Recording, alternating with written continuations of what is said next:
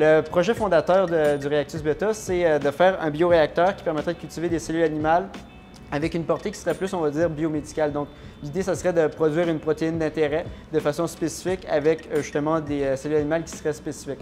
Puis nous, on nous a proposé finalement de travailler sur un bioréacteur qui serait imprimé en 3D. Donc, il y avait un côté flexibilité de faire un nouveau bioréacteur d'un certain format qui serait peu coûteux puis qui permettrait de répondre à certains besoins. Puis l'idée, c'était ça, c'était de voir un peu où est-ce que ça allait nous mener, de développer un bioréacteur. Fait qu'on a commencé à travailler là-dessus, à voir qu'est-ce qu'on pourrait imprimer, quels matériaux on pourrait utiliser.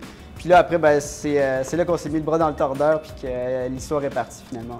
Tous les projets qu'on est capable d'aller chercher à l'aide d'un bioréacteur, comme des projets de recherche, des projets au niveau pharmaceutique, biomédical, puis ça peut aller chercher aussi au niveau environnemental.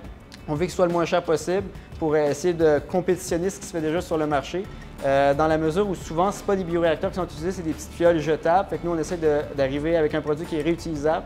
Puis pour ça, évidemment, bien, il faut qu'il y ait un coût d'utilisation quand même relativement faible parce que jeter des fioles, c'est très peu coûteux. On souhaitait rejoindre toute la communauté étudiante, donc des ingénieurs de concentration différentes, parce que dans une concentration, on n'a pas toutes les notions nécessaires. Donc, par exemple, dans notre groupe, on a des futurs ingénieurs en programmation, en robotique, génie civil, du bâtiment. Puis, ça leur permet en fait vraiment de contribuer à ce que nous, on sait un peu plus toutes les notions de laboratoire.